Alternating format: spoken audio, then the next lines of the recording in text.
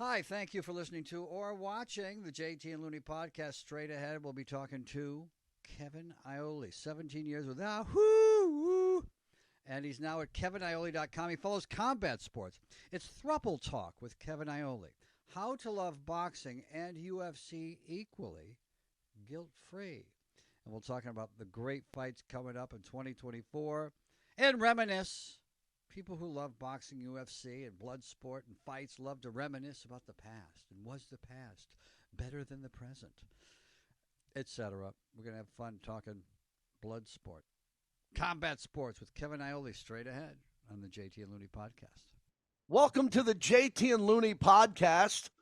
We're thrilled. We got a longtime friend of ours, Kevin Iole, one of the great boxing insiders, writers, MMA writers of all time, and he's kind enough to join us as we kick off the new year. Kevin, great to see you, man. Good to talk to you. How are you? I'm doing great, brother. How are you? Really good. And we get and this year of Zoom, and this, Zoom ever since COVID, most people don't get the lighting right. And it drives me crazy. He does. Kevin, you got the lighting right. I love it. Okay, well, I love it, right. huh? The background's good. The lighting is right. You see secretaries of state on CNN. They can't even get the goddamn lighting right. Good job, Kevin. Well, I think you're going to see something in 2025 for my political ambitions. Okay, great. Too. Hey, let's jump in and start off because we've been friends a long time and seeing you ringside, seeing you all over the world, covering boxing and MMA. You just made a pivot, a transition to your own venture, your own business. Tell us about how that came about and what you're doing now. Well, I was at Yahoo Sports, JT, for almost 17 years. And, they treated me great. I have no bad things to say about my time at Yahoo Sports, except how it ended, right? I lost my job on December 1st. I was one of about 40 people that was laid off that morning out of the sports department. I had been there. I think I was the fourth most senior person or third most senior person on the staff. And, so it wasn't all that surprising when, in retrospect, when you look at it. And so I just sat there and I said, what do I want to do with my life? Do I want to work for somebody else? Do I want to retire? And I still love to do this. And I said, you know what? At this stage of my life, I feel like I have something to offer. And I wanted to create in my own image what a sports website would be. In my case, a combat sports website, and not have an editor. Not that I didn't work with great editors, but I worked on their vision. This is going to be my vision. And I think, people are going to like it. If you're a combat sports fan, I think you're going to like it. And the thing that I'm really happy about is it's going to get better and better. KevinIole.com is where you can find him. KevinIole.com. Up and running and looking good. And since it's going to be a combat sports site, it leads me to one of the things I was thinking about talking to you about here today, and that is, my next door neighbor, kid I watched grow up, took two girls to the prom. Times have changed. Times have changed, Kevin.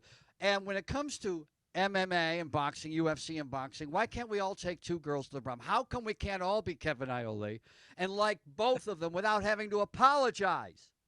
Yeah, I don't understand that. I mean, and there's probably about a 20 to 25% crossover between the two that I have seen over the years, right? So you have that many that like both of them, but there's a big difference, and I don't get it. And that was something that I actually worried about when I started this site, because there's everything is going to be on one page. Now I have tabs and everything to differentiate it. And under my podcast, which I haven't launched yet, but I'm going to do two podcasts, one boxing, one MMA, because I knew the people who like MMA aren't going to like boxing, and the people who like boxing aren't going to like MMA. And real quickly, Tom, I think what ended up happening was that at the beginning, there was an inferiority complex among MMA fans, because boxing was bigger and you were an MMA fan, right, and they just had to bat down boxing to kind of make themselves feel good. I think it's kind of switched now. MMA is bigger, the UFC's growth and everything. And so boxing fans kind of want to get back to where they were, and they bat that, look at, it's not real striking, blah, blah, blah, blah, blah. And so they bat down MMA. And I just think it's, according to what you like. I like them both. I'm a longtime boxing guy. I was in boxing first. But as I've learned, I love MMA now. And so, I'm grateful that I gave it a chance way back, 25 years ago that I've been doing MMA. That's a really good point, which I was going to get to in my notes here. You were one of the guys who made a genuine pivot to do both and weren't trashing either one along the way. Right. I'm a unique guy because I've been to over 100 championship fights. I've been in Vegas since 96. I'm a boxing guy. I grew Yep. up watching boxing in the wide world of sports and Ali. When MMA came around, and I know Dana, and Dana's big here in Vegas, and their global headquarters is here. I didn't like it as much as boxing, and I've evolved a bit. I still think boxing is a much bigger sport. I still believe that boxing is a massive sport around the world, and MMA, it's going to take a while to catch up. And boxing, and we'll get into it in this conversation, Kevin, goes through cycles, right? The great cycles of Rocky Marciano, Sugar Ray Robinson, then the Three Kings, and then Mike Tyson, and then the void of heavyweights that we'll get into, then the welterweight dominance of all. But boxing's going to be here forever. And sometimes with MMA, I'm watching guys who have 6 losses. They're at the end of their career. They're getting thrown in there again. And I'm a little bit uncomfortable with it. I didn't like the female aspect of it. I like the women competing, but I don't like the way. Well, you never liked that in boxing either. Well, no, I don't like the way the fans. I don't like the way the fans treat the females as they're gambling on them. Really, really bothered me. But that's a different topic. But Kevin, what you did was you embraced it and didn't fight it. So when you made the move to cover both, I think MMA fans really respected you because they knew your history in boxing. No, you didn't apologize like JT. So I'll give you a little bit of a history of how I came to that decision. So I was working at the Las Vegas Review-Journal newspaper at the time. Royce Fior was also covering boxing. We were both covering boxing. And Royce was a long timer. He was never going to cover anything in boxing. He was a traditionalist, and he did. And so I wanted to do more and more things. Mark Ratner, who was at the Athletic Commission at the time, he mentioned to me, he said, "Hey, MMA is going to be legalized here, and you ought to, get ready for it because we're going to start having MMA fights." So I actually looked into it. Then I went to an MMA fight. I actually talked to Lorenzo Fertitta then, and he was the one that convinced me because I had lunch with Lorenzo after it was approved in Nevada. And Lorenzo basically was pitching me on what they were doing. And I wasn't so sure it was going to be successful. I'll be honest with that. But I said, Lorenzo Fertitta is one of the most significant business people in this town.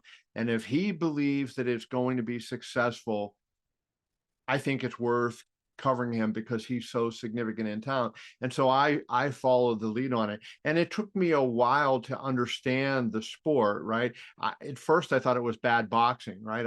I know better now, but at the time, I thought it was bad boxing.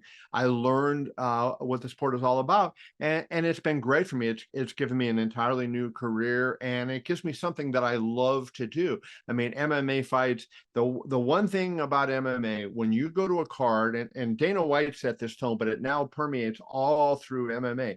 You're not going to have one good fight on a card or 2 good fights on a card. You're going to have 8, 10, 12 good fights on a card. Every now and then you get a card that's not as good as the others, but the matchmaking is even, and the fighters come to fight, and the matches are incredible. It's incredible too when you take a look at I think the effect it's had on culture. I call it the Buffalo Wild Wings effect. When there's nothing else on a Tuesday night, and you get cheap wings on Tuesday, and there's reruns of UFC up on a lot of times at sports bars, and guys have looked up and said, "I want to look like that." Well, UFC has had an effect on gyms. Cross training is like mixed martial arts, so people do running and weightlifting and a little bit of everything so they can look like that. I think it's had more of an effect on the culture than people even realize. Oh, I think there's no doubt. I mean, people ask me, is it in the mainstream? Well, number one, when they purchased the WWE and formed the group TKO, it was valued at $13 billion, $12.9 billion. So if you have a company that is valued at $12.9 billion, I think that's in the mainstream, right? Right, yeah. But you, Tom, you're right. I mean, in that it permeates, I mean, most of the kids that I run into now watch it, right? There's some that are hardcore, there's some that are not, but there's not a lot of people say, nah, young people say, nah, I don't like MMA. They all know what it is. They're all interested in it. A lot of them are training it, it was jujitsu for years, right? And there's still kids that just do strictly jujitsu, but there's kids now that are young and their parents put them in MMA at the beginning, and that's really bodes well for the sport's long-term future. Yeah, where I'm podcasting with you guys is a good example. I got a sports room here, and when my son's at 22 and 20, when there's a big UFC card, everyone's here. And I got 8, 9 kids in the house that watch it and love it, and they're into every card. Kevin, I want to jump in real quickly because we want to make sure we move through a lot of topics. The history of Lorenzo and Frank and Dana, and how Dana kept them in it when they were looking at that first couple of $1 million investment. It wasn't working out. They were struggling. What's the real story on how Dana kept Lorenzo and Frank in the deal? And now years later, when Lorenzo and Frank sold it and kept Dana in the deal, this is now multi-billions, as you talked about. Yeah, they were $40 million in the hole, and Lorenzo had gone really hard in. He became a fan of the sport. He didn't see it just as a business proposition, but he was a fan of the sport.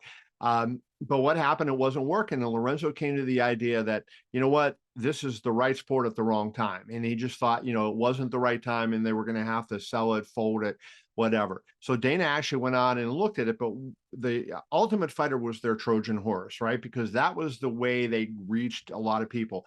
And they got a deal with Spike, and they bought time on the channel that no longer exists, Spike. They paid for that whole show, the Ultimate Fighter show. And the finale was really where things went. Forrest Griffin fought Stephan Bonnar in one of the all-time great fights, who still ranks among the top 10 or 15 fights in UFC history. And what was happening is people are watching that fight live on TV, and they weren't even MMA fans, and they see the fight, and friends are calling and saying, hey, are you watching this fight? And they started calling. That night, they made a deal for season 2. There was no deal. It was going to end that night. It was a time buy. They made a deal in the parking lot outside the Cox Pavilion with the people from Spike, and that really set it up for success going forward. Talking to Kevin Iole from KevinIole.com. Check it out. That sounds good. Yes, doesn't it? All right. And what fighter or event when you were younger made you fall in love with the fight game? Well, let's see. He's right here, and he's right here, and here, and here. Muhammad Ali, of course. Okay. Ali was my idol from as long as I can remember. And I grew up in the 70s. I was born in 59, so Ali was the champion. So you had fights on school nights. Yes, of course. And it was just incredible to follow him, because he became the largest figure in sports, right? I mean, when Ali fought, his rematch with Leon Spinks was on, I believe it was ABC.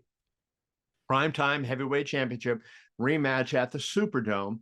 And the ratings on television, 93 million people watched that fight. And that was the most watched television show for a long, long time. And even now, it still ranks up there among the top TV, shows of all time. So Ali was what really got me into it. And then I, just happened to, there was a lot of fights on. I loved it. I love the whole, I always love the walkouts, right? You see the guy coming out and he had the stare, and that just really jazzed me up.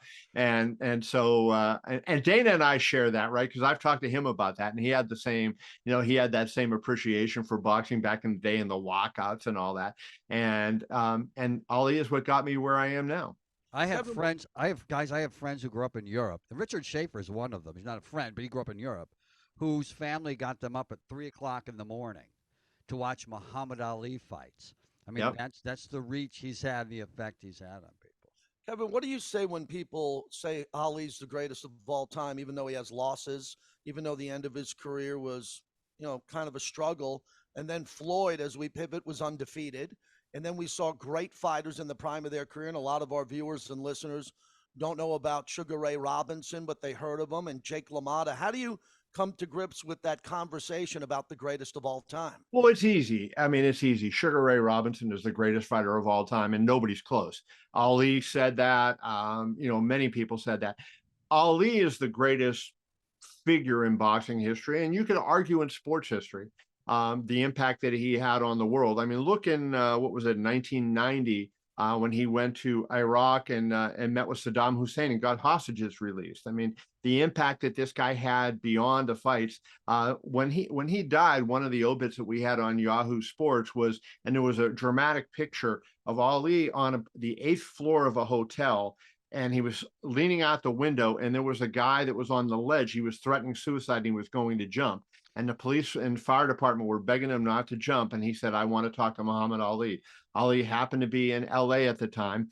They brought him up to the window, and Ali convinced the man not to jump out and not to take his own life, right? I mean, that's more than scoring 70 points in a playoff basketball game. That's more than throwing 5 touchdown passes in the Super Bowl. I mean, what he did, he impacted the world in so many ways. He had a lot of influence in ending the war in Vietnam, creating all that resistance to the war and ending that war. I mean, so he was a huge cultural figure beyond sports. He was not the greatest fighter of all time. I think he's the greatest heavyweight of all time, not the greatest fighter of all time. When you take a look at the size of fighters now, I have a Rocky Marciano shirt on. My dad's first date with my mother, he took her, romantic that he is, he took her to a closed circuit viewing. Rocky Marciano fight. But when Rocky Marciano was 5'10", 190. Yeah, at his top. And what would he have done against against the guys fighting today, the Klitschko brothers and Leon or Lennox Lewis or any of the super or Tyson Fury? Well, Tyson Fury is 6'9", 275. Yeah.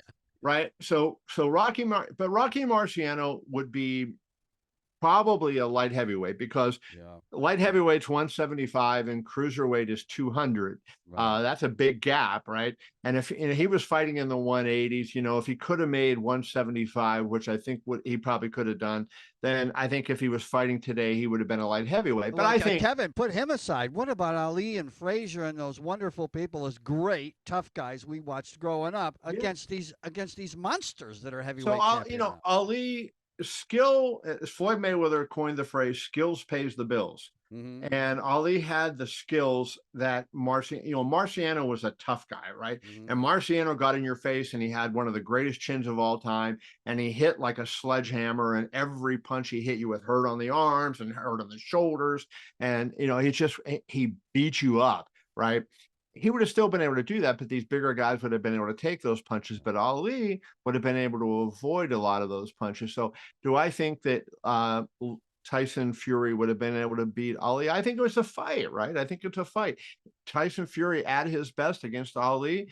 Now, if he fought the absolute best version of Ali, I don't think he has a prayer. But I think if he fights the Ali that we saw a lot in the 70s, kind of a diminished Ali, and that's the Ali that most people think of today. The Ali from, say the Frazier fight in 71 to the Larry Holmes fight. I think Fury, guys like that would have had a chance against him. But, Ali certainly, had the skills to make up for his relative lack of size, because he was 6'3", 215, 220.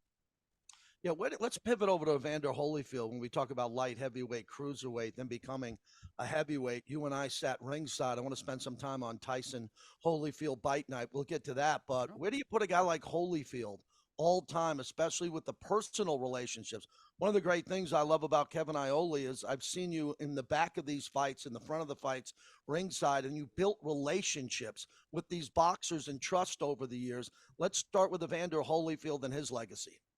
Well, Evander Holyfield's one of the top 10 heavyweights of all time. I don't think there's any question about that. I mean, and you talk about size, and there's a really good example of it. He beats Riddick Bowe to win the heavyweight, in a heavyweight title fight, right?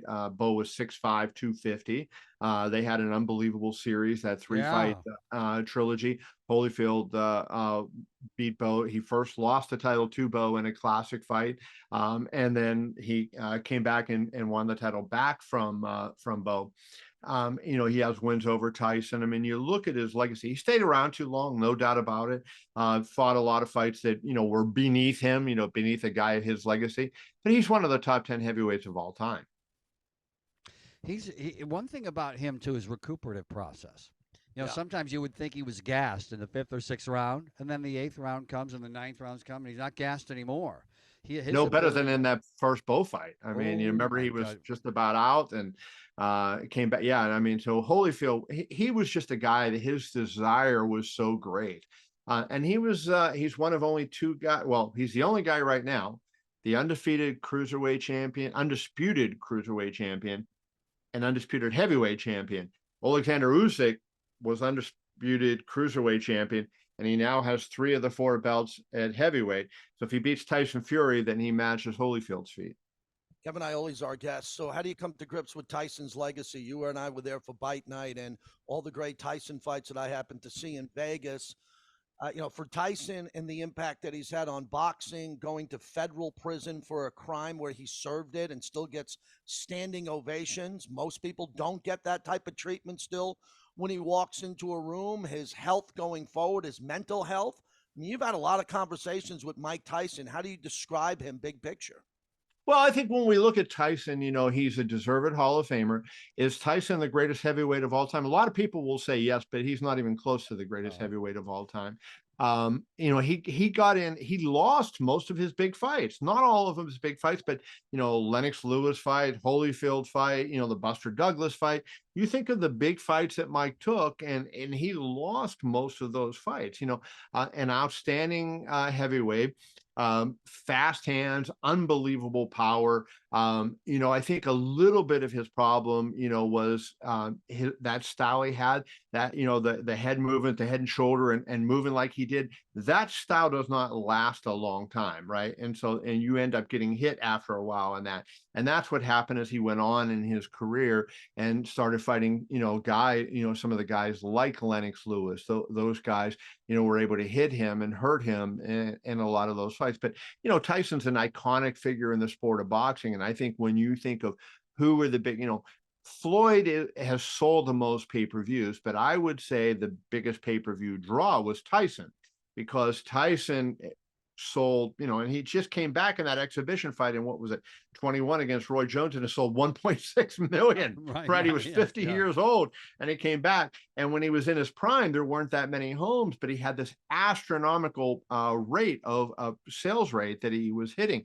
reaching so many of the homes that, that none of the modern fighters have been able to do. So Tyson, Also, one of the biggest figures in the history of the sport. And he came along at a perfect time. There was a lull. Larry Holmes was boring. Larry Holmes was amazing, but Larry Holmes. I wouldn't say Larry Holmes was boring. Come on. Oh, his personality. And so after Muhammad Ali, it's tough. Everyone's boring after Muhammad Ali. And so there was a buffer there of a great champion, Larry Holmes, who brought us some pretty dramatic fights, but he wasn't Ali. And then enough time went by where Tyson came along, and he really rejuvenated the sport in a way that Larry Holmes had a tough time doing. I will say this, from being here in Vegas since '96, and there was nothing to this day. All due respect to Floyd, I've been to all of his fights, Connor. There's never for me been anything like a Tyson fight. Walking into the front, Kevin, of the MGM Grand when Tyson's there in that small window, there was just some type of buzz. Now, all of it, there was an era of violence. There were people there who were there to get into trouble. There were people dressed to the max. There were other people there who wanted to watch other people. But as you know, Kevin, you got into those fights early. See, Kevin actually worked those fights, Tom. He got in there and watched the undercard. We were at the bar rolling, watching all this. And Kevin, it was just, does that still get you going on a big fight night? Just the buzz of a massive casino in Vegas, knowing that the whole city is excited and boxing's in town. Yeah, like I remember the Pacquiao Mayweather fight buildup, and I was so into that. And I wrote every single day for like the last 2 months. Literally every single day, I wrote at least one story. And it was because everywhere I went, no matter where I went in the town, and JT, I'm sure this happened to you. I'm pumping gas, and somebody would recognize me at the gas pump and say, "Who do you think's going to win Pacquiao Mayweather?" And what do is Floyd going to get knocked out? Is Manny going to be able to do it? Is Floyd going to be able to outbox Manny? All those things happen, and that fight was just everywhere in town.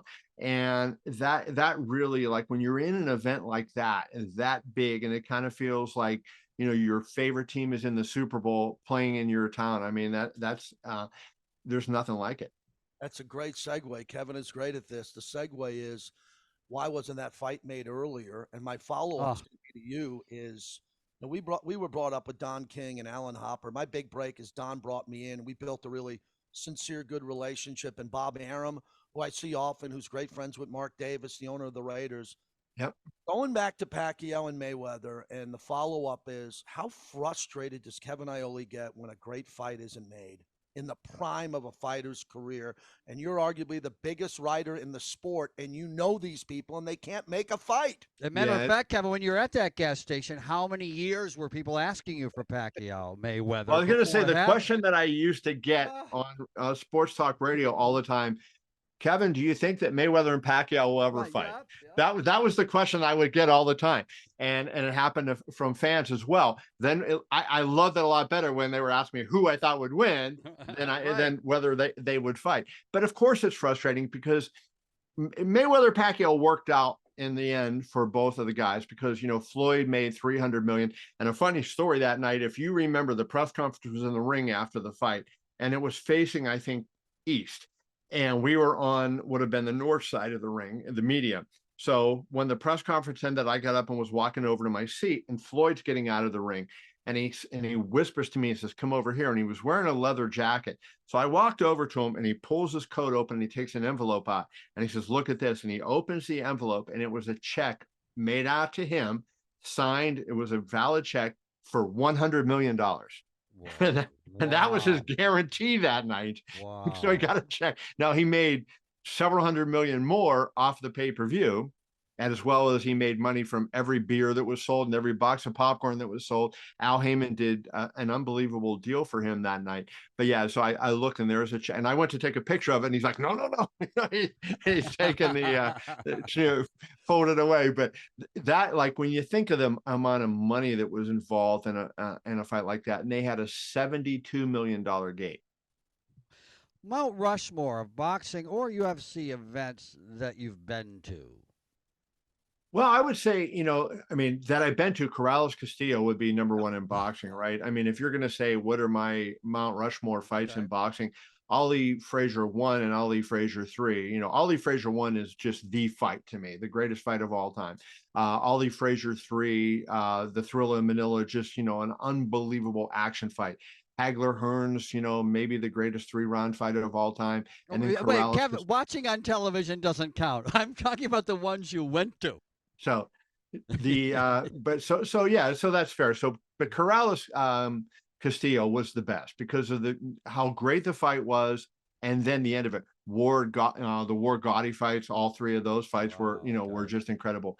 On the UFC side, I mean, there's so many of them. But Robbie Lawler versus Rory McDonald, I think you were at that fight, JT, if I'm not mistaken, and that was one of those fights that we knew going in it was going to be a good fight. We had no idea that it was going to be an all-time great fight. And I mean, they both stood there. I think Roy McDonald's career in a lot of ways really ended that night because he got beaten up so badly in that fight that he was never really the same since. But also a women's fight that you might remember, Weili Zhang versus Joanna Jędrzejczyk.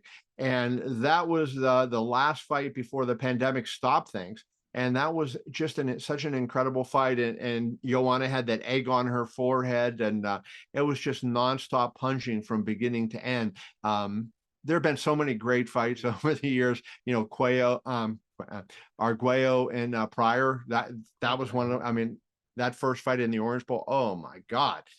So many, but I would say the greatest fight I was ever at, Corrales Castillo, won. Our buddy Al Bernstein, everyone in boxing who was there. We'll never debate that. One more boxer before we move on. I want to spend the rest of our time talking about media. Oscar De La Hoya is a confusing guy to me. I loved his career. I thought I was ringside, thought he beat Trinidad, thought he put enough rounds in the bank to win that fight. Did too. He gets into being a promoter. He has some personal issues. The documentary I didn't think was very authentic.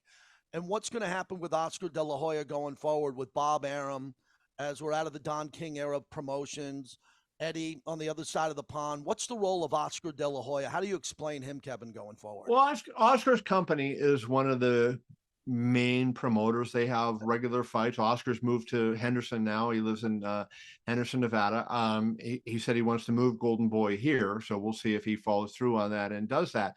I think Oscar's problem is, he's had drug and alcohol issues throughout his career, and so he's never been able to focus fully on boxing and follow and execute a plan. When Richard Schaefer, Tom had mentioned him earlier, was running Golden Boy, they were able to do that, right? And they put on a lot of really big events. But Oscar hasn't been able to follow up the success that Richard Schaefer had.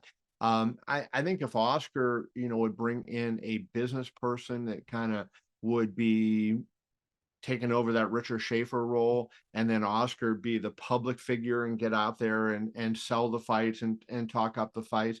I think that would be the best way for Golden Boy Promotions to go. But Oscar, I mean, I will never dog Oscar's career as a fighter. He fought everybody. Oh, he was yeah.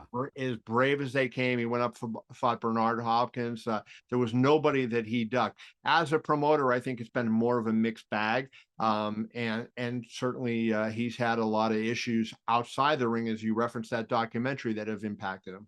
Some of your favorite social media sites that you follow when it comes to the fight game?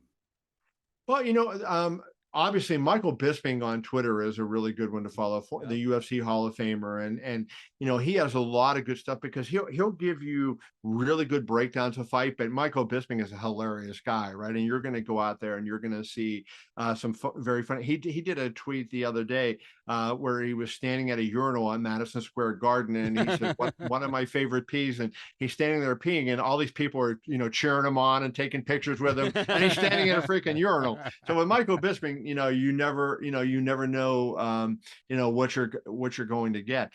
I mean, Dana is one that too, and Dana's a must follow, just because now one of the things that they decided to do was they realized, hey, this breaking news, whenever there would be breaking news in MMA, it would just generate this huge buzz around. So now Dana said, why should we let other people break the news? They're breaking the news themselves on, Dana will go on, and he's been doing it, for a lot of maybe the last year or so. And it's just he had, I think, 1 billion views, he told me, on YouTube in 2023. But just crazy social media numbers, and he's the guy that's giving you the news, as well as his cooking show that he has on Instagram, and so many other, his bowl. So there's always, with Dana, there's always a lot of craziness going on as well. With about 5 minutes to go, the state of boxing and MMA in 2024. What should our fans, your fans, look forward to? Give me 1 or 2 potential super fights in each sport. Well, we have in boxing, thanks to the Saudis and Turkey, Al Sheikh, a lot of great fights happening. So there's 2 boxing matches coming up that I think are really significant. The heavyweight championship, undisputed title, February 17th, Alexander Usyk versus Tyson Fury for all the belts. 2 guys that both have titles that are undefeated champions. Neither one has lost yet, so that's one. Anthony Joshua, a couple weeks after that, is going to fight Francis Ngannou, the former heavyweight champion. I think if Anthony wins that fight, you'll see him fight the winner of Usyk and Fury. So I think that's something really good to look forward to. On the MMA side, UFC 298, 299, and 300. 298 and 299 are basically done cards, and they are off the hook good cards, really, really loaded cards. So you want to watch those. Alexander Volkanovski against Ilia Topuria in the main event of UFC 298. The show in Miami, UFC 299. I wrote a piece on it last week comparing it to what they've announced for UFC 300. It is really good and really deep. And then Dana's promising that UFC 300 will be the greatest combat sports card ever put on. It's not finished yet, but they have Justin Gaethje versus Max Holloway, and I'm going to be talking to Max Holloway later today. That is going for the BMF title, and that is going to be a fight for the ages. Do you think they got to come up with something other than those numbers? Could you imagine if we called Ali Frazier at the Garden Heavyweight Championship 79? They do have, they'll say, Dana doesn't like the names. Boxing used to come up with names. Right. War was Hagler Hearns, right? Right. Yeah. Dana doesn't like the name. So what the UFC fights are is UFC 298, Volkanovski versus Topuria. And he likes to just have it, like that. And I think the fans have accepted that. and they remember the shows by the numerical thing. Yeah, I think his answer to my question was it's working pretty good. Yeah. Hey, finally, Kevin, I want to wrap it up with whenever a door closes in my life, I've been very lucky with this, and a bigger door opens. Right. And Looney and I were at Fox for 17, I was there 17 and a half years. I've been with the Raiders for 25. We're doing podcasts. I'm doing YouTube live streams. You know me a long time, and I know you. And I just think this is going to be much bigger for you because Thank you. What you're embarking on now is you. It's your name. Yep. Your name was associated with Yahoo and associated with all these big events. So let's wrap it up by talking to the audience about the importance of this stage of your career, because you could have retired. You're too young to do that. You have so much information to give, and why everybody should back this, because they're going to get the best of Kevin Iole going forward.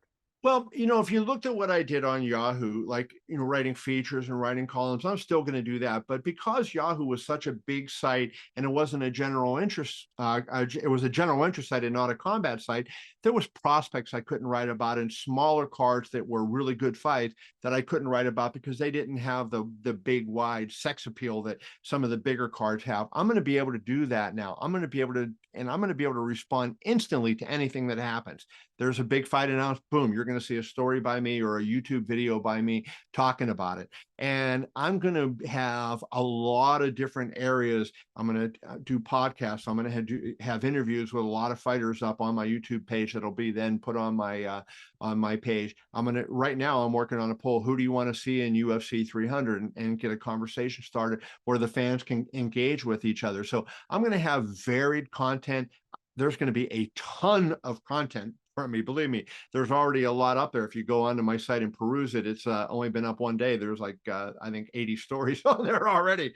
And there's going to be a lot of varied content, but the best is still yet to come. And that's what I would say. The best is yet to come. Right. And there's no reason to retire because you're not working in a coal mine. Take a look at the people who live to 100. Betty White, right? Take a look at people who live to 99 and 100 years. It's sportscasters, sports writers, actors, and people who are doing what they want to do for a living where their work doesn't feel like work, or where they can't go to Europe because they've got to go sit ringside at a fight. That really is too bad, isn't it? Yeah. Kevin, thank you. I will see you out here in Vegas, especially as the calendar kicks up again. Anything you're doing, we'll promote it. And thanks for joining us on the JT and Looney podcast. I appreciate you guys having me. Thanks so much. It's a lot of fun always.